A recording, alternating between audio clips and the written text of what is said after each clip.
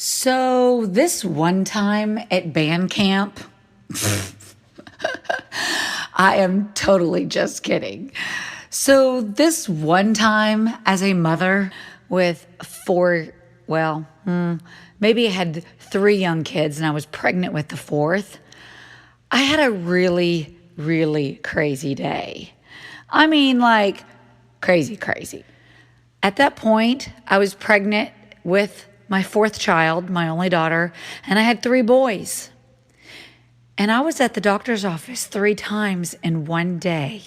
Oh, yeah, because we had the weirdest things happen, one after another after another.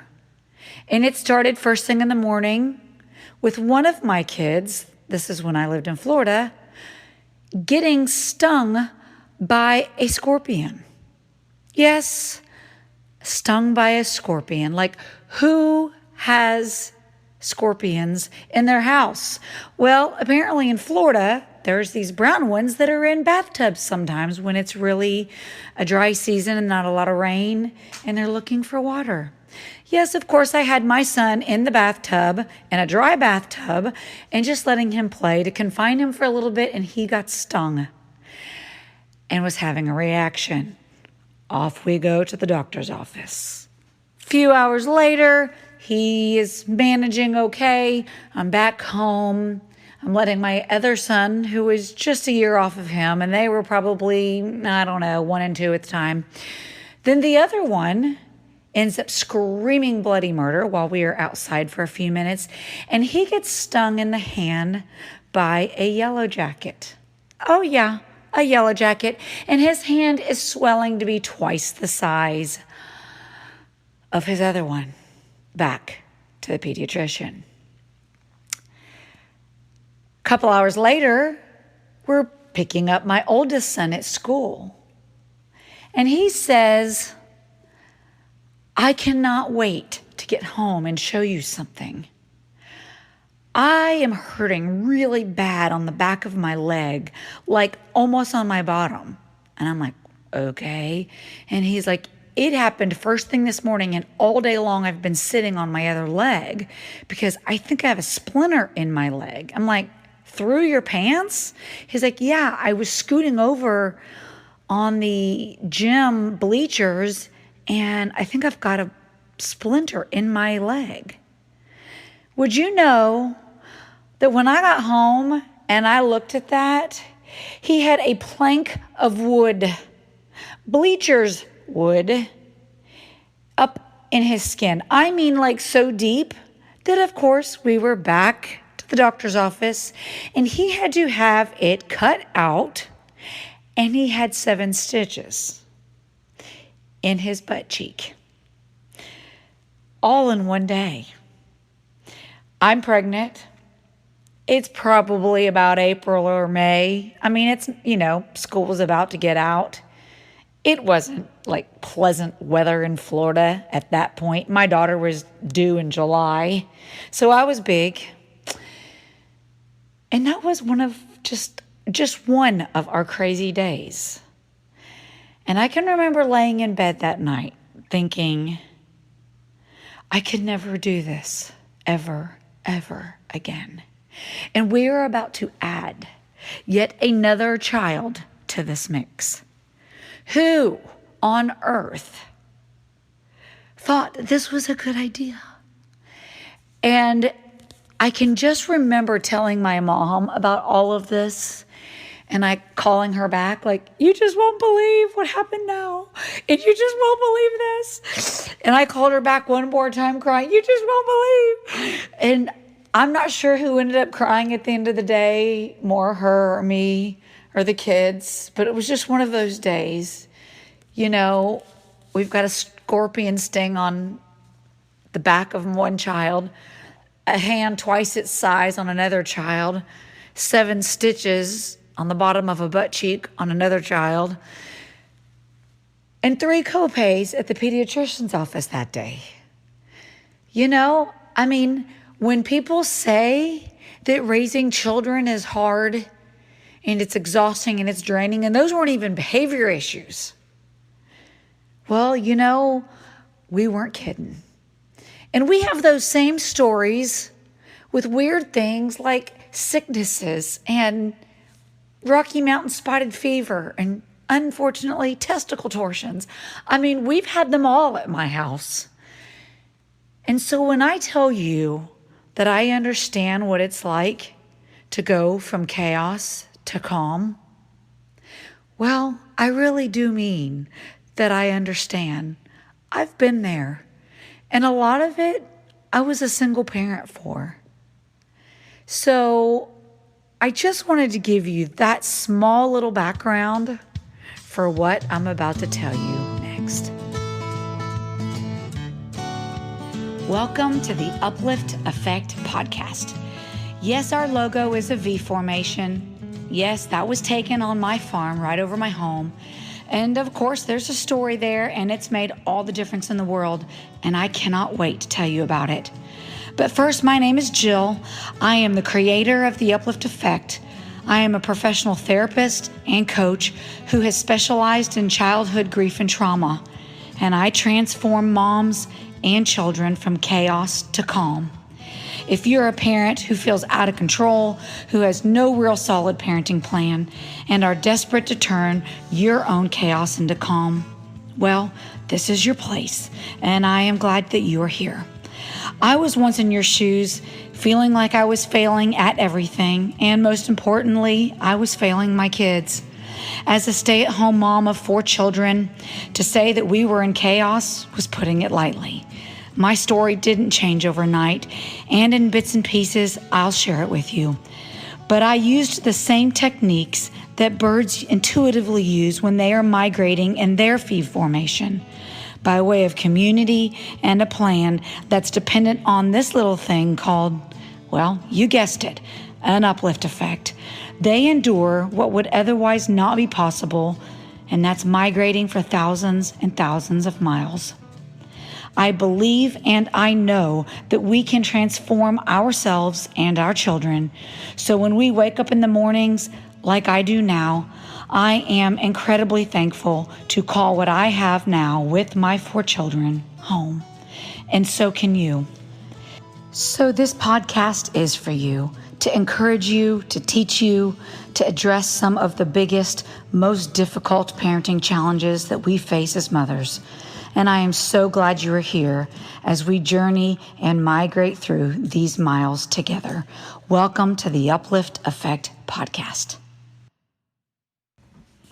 Okay, I am back, and as I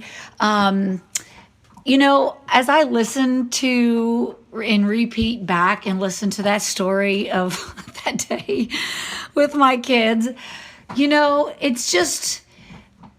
And then I think about the other things that have happened. Like, we really did. My daughter ended up with Rocky Mountain spotted fever as a preschooler, the weekend before she started preschool.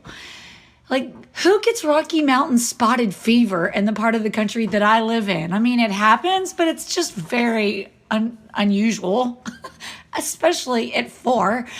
And then really, literally 2 or 3 days later, we're, just coming home from the hospital and trying to get her situated. She's still pretty sick. And my son ends up with a testicle torsion, and I'm sure he's going to appreciate, thank goodness I'm not calling him out by name. But if you don't know what a testicle torsion is, just think about those 2 words, particularly torsion.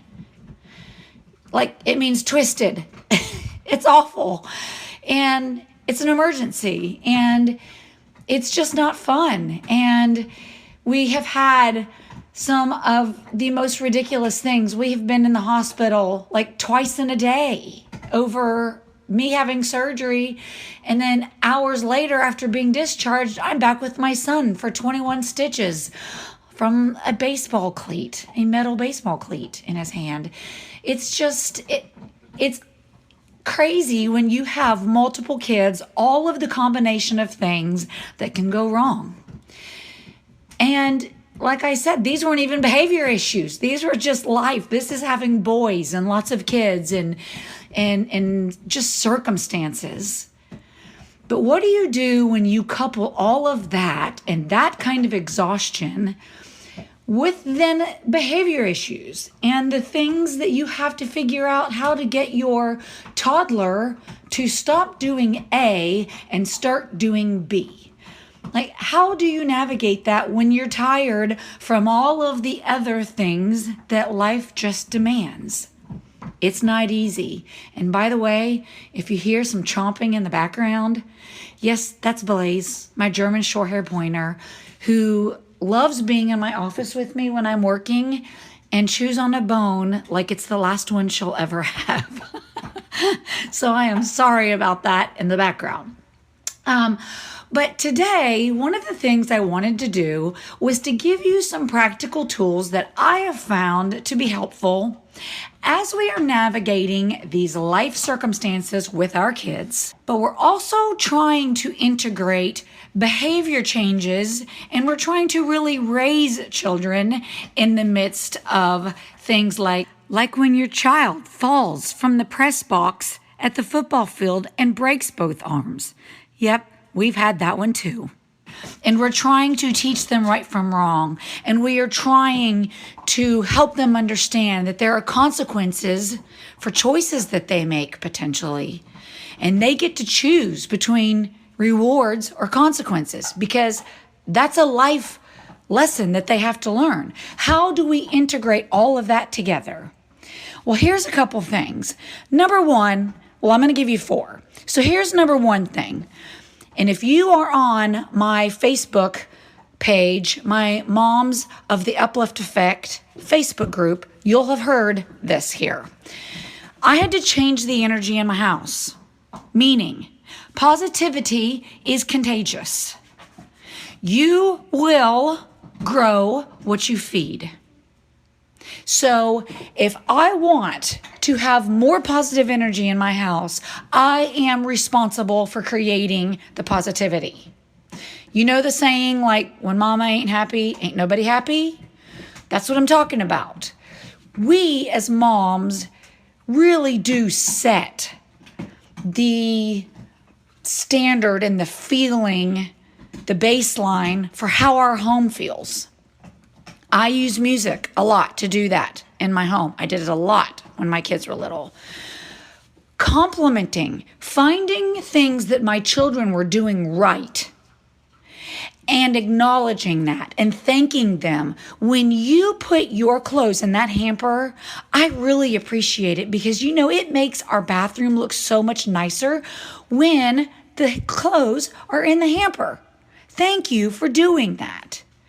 Or Pollyanna playing the glad game.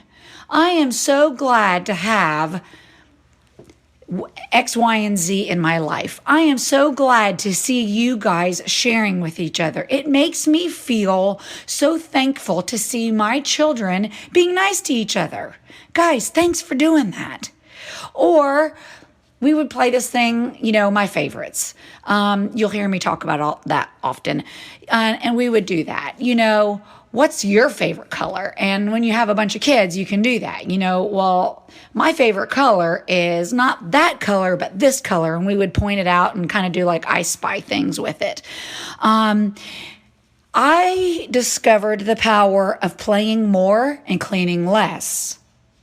That changed the energy in my house a ton. To get on the floor and play with my kids and tickle and laugh and giggle and have a good time and act silly and quit worrying about the dang dishes. The dang dishes will get done at another time. It's not the end of the world. I don't have to have a clean sink that's bleached all the time. And so that was a big component of how I had to start every part of my day, was getting my energy situated. Number 2, you have got to remind yourself that you can't fight every battle. You are trying to win a war, not all of these little battles. You cannot fight all of that at the same time. You have to keep the big picture in mind. So I made a list of the big things and maybe some smaller things that I felt like I really needed to make progress with my kids. And I picked one or two of them, like maybe a bigger one and a smaller one. And for a week or two, that's what I focused on. Just that. And I really honed in on that, and that's where I channeled my energy. And the reason I did that was because I can't keep track of all of the things that I really wanted to change, and my kids can't keep track of it. I didn't have energy for all of that. The kids can't manage all of those things if I can't manage all of those things. So there were literally times that my boys would be saying something ugly to each other, and it would upset me, and I would have to turn the other cheek, grit my teeth, and walk away.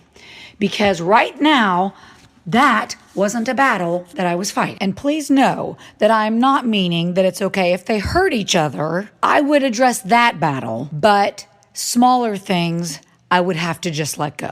Pick one or two things that you're working on, and you're going to have to let some other things go. Number 3, we really have to focus on consistency, not perfection. You're not going to get it right every single day. They aren't either, but you have to be consistent. They want to see that you're consistent, and that's where you're going to make your headway, is consistently implementing the expectation. Tell them the expectation, let them know, and follow it up with consistency. It doesn't have to be perfect, but it does have to be consistent. Number 4, take advantage of their autonomy. I was talking to a mother yesterday about the fact that her twin girls were really wanting to express their own autonomy and take control of some things for themselves. And I am like, use that. It is in your best interest to use that. Remind them that they have choices and they can choose A, which gets a reward, or they can choose B, which has a consequence. And at 2 and 2.5, children can understand that. Absolutely, they can understand that. And if they don't know all of that language yet, you teach them. Use the words that they do know, and you teach them about what the words choices mean and about what rewards or earning means. And you show them and demonstrate to them, and you show them what consequences mean. No, they don't know that word yet, but they know not so good. So use the language that they are familiar with, but you teach them new language, but you teach them by walking them through the experience so that they understand, and you stay consistent with it. I promise that if you will stay consistent with the expectations that you have set with your children, and you follow through on A or B, depending on whether they have chosen that, it will pay off. I have heard a lot of parents say, I tried that and it didn't work. And then I asked for how long did they try it, and they tried it for about 4 or 5 days. Yep, that's why it didn't work. Because children are really, really, really smart, and they are going to test the boundaries of this new expectation. And they're going to test every aspect of that boundary. Is she going to implement it if I do it like this, or like this, or like this, and like this? They're going to try every area of it. They're going to circle that boundary, and they're going to test every little part of it. So those are just 4 things that I wanted to give you that I found in the midst of all of the other things in life that we've got to juggle that I could do. Even when we were having to do all of the trips to the pediatrician's office, and even when we were having to work with stitches and bottoms and stitches and hands and, Rocky Mountain spotted fever and testicle torsions and all of those other completely ridiculous things that who has those things happen? But I could keep track of still those things. Don't forget that what you feed, you are going to grow. You'll get more of what you give attention to. And in the big picture, you've got to keep in mind that at 2, if you let them get away with things at 2, 3, 4, 5, 8, it's not going to look so cute at 15, 16, 17, 18. Is it okay for them to have that behavior when they're 15, 16, and 17? Think about it in those terms. Because here's how to think of the big picture. If we don't teach our children to control their emotions, that's what becomes a problem as an adult.